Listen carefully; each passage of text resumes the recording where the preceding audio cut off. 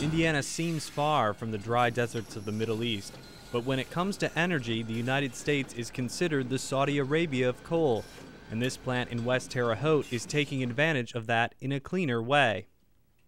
The Department of Energy estimates that 273 billion tons of coal can be recovered in the United States, making the U.S. home to the largest reserves in the world. The Wabash River Coal Gasification Plant, owned primarily by the Wabash Valley Power Association, is one of only 2 plants in the country that use gasification to generate electricity for consumer use. This plant was built as part of the Department of Energy's Clean Coal program. Plant manager Richard Payunk has worked on the $420 million project since construction began in the early 1990s. Down the road there, that's the old 1953 coal-fired power plant that Duke Energy operates here. So that's kind of old technology with the brown stack, and you can see what's coming out the brown stack. New technology, gasification. In gasification, a synthetic gas is formed, pollutants are removed, and the gas is combusted in a turbine to power a generator. Excess steam from the gasifier powers a separate turbine. Sulfur is created as a usable byproduct that is sold to make products like fertilizer. The sulfur in these rail cars would normally end up in the atmosphere, but at this plant, things are different. The older, more conventional pulverized coal technology combusts coal without removing any pollutants, which produce emissions that are filtered partially by scrubbers and released into the Earth's atmosphere. We're very, very skeptical of the clean coal. Jesse Carbonda is the executive director of the Hoosier Environmental Council, an environmental advocacy group.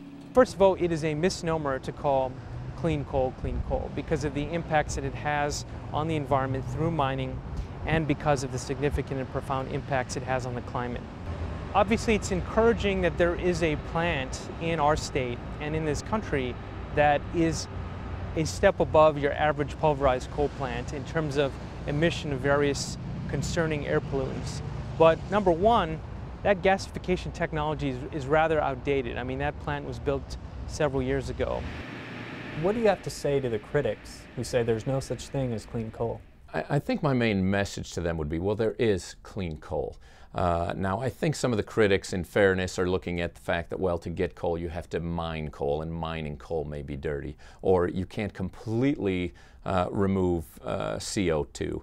And while that may be true, to go from today's level of CO2 production to zero isn't a realistic step. We need to develop clean coal technology and continue from where this technology already is to the next generation gasification plant. Duke Energy is building this next generation in Edwardsport.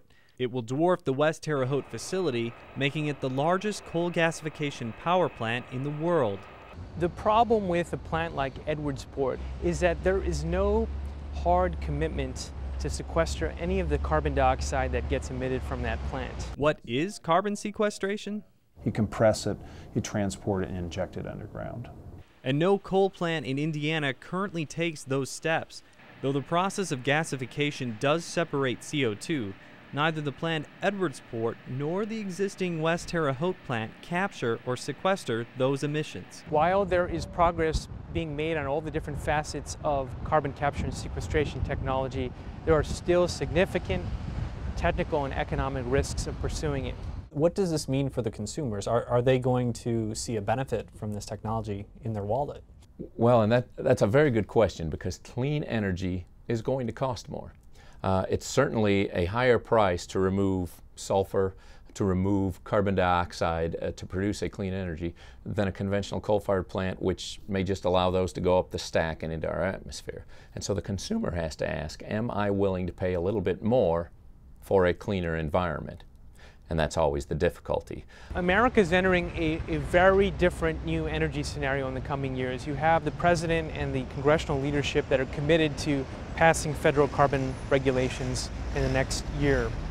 And Indiana is so manufacturing dependent, and that allows it to position itself to be one of the leaders in this country in manufacturing components for renewable energy systems and energy efficient technologies. The ultimate source of much of the electrical generation in this country will probably have to be based on coal, because it's more than 50% of our energy portfolio at present, and we can't make that switch that fast.